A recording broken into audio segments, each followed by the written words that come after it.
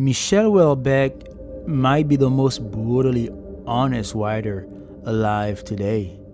His books disturb, provoke, and if you're paying attention, reveal something devastating. That in our so called liberated world, love is vanishing and loneliness is everywhere. Houellebecq writes about people who are not extraordinary. They're isolated, sexually frustrated, emotionally starved. They exist in a world where pleasure is everywhere, but connection is almost impossible. They're free, but not fulfilled. It is clear that liberalism in the area of sexuality produces phenomena of absolute misery. That's something that Houellebecq wrote in the Elementary Particles. He's not moralizing, he's observing. The sexual revolution promised freedom, but it delivered a brutal market where desire is unequally distributed, and only the beautiful or the bold survive. Relationships have become transactions. Love is filtered through screens, optimized like a product. Even intimacy has been turned into performance. In Houellebecq's world, dating isn't romantic, it's Darwinian. But beneath the sex and sadness lies something deeper, a hunger for meaning. His characters don't just want love, they want belief, community, purpose. But those things are gone. Religion, family, and shared culture have collapsed. All that's left is a self, and it's not enough. I have no friends left. I had no desire to make any. I was empty. This is the spiritual cost of modernity. It gave us autonomy, but stripped away attachment. We can go anywhere, do anything, swipe forever, but we no longer know how to belong.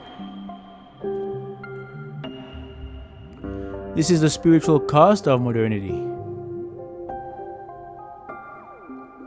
Houellebecq doesn't pretend there's a solution. He doesn't offer hope, but he does offer clarity. He shows what it means to be human in a world that forgot what humanity looks like. To crave touch in a culture of image. To desire love in a system built for isolation. Yes, his work is dark, but it's also honest.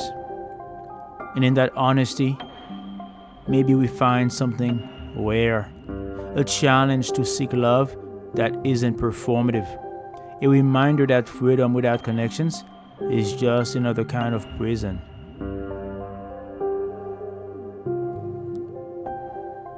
Houellebecq is the prophet that we need.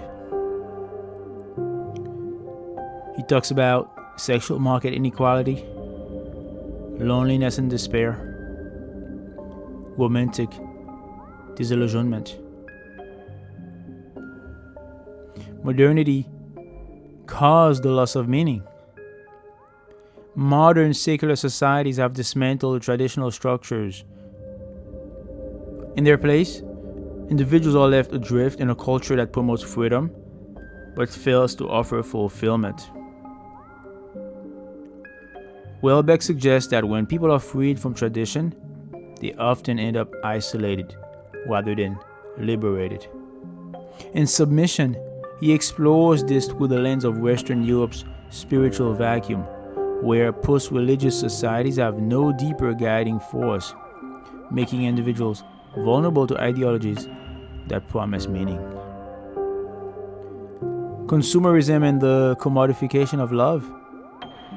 Modernity is dominated by consumer capitalism, where everything, including relationships and bodies, is commodified. In this view, dating and sex become transactional, and emotional intimacy is replaced by market logic. Attractiveness, youth, and success determine one's value. Those who don't meet these standards are left behind, resulting in widespread loneliness and resentment. Western societies also prioritize individual autonomy and personal satisfaction above all else. While this might sound liberating, Houellebecq argues that it leads to a breakdown of communal bonds. Without duties to others or higher ideals, people retreat into their private desires, often with destructive consequences. Sexual liberation as a new inequality. In the elementary particles, a major theme is the idea that sexual liberation has created new forms of inequality. Where once sexual access might have been more evenly distributed to monogamy and marriage, it is now heavily influenced by appearance, charisma, and youth, traits unequally distributed. Houellebecq sees this as a form of social Darwinism. Last but not least, technological alienation. Houellebecq speaks about technology, especially the internet, and how it creates illusions of connection while deepening emotional alienation.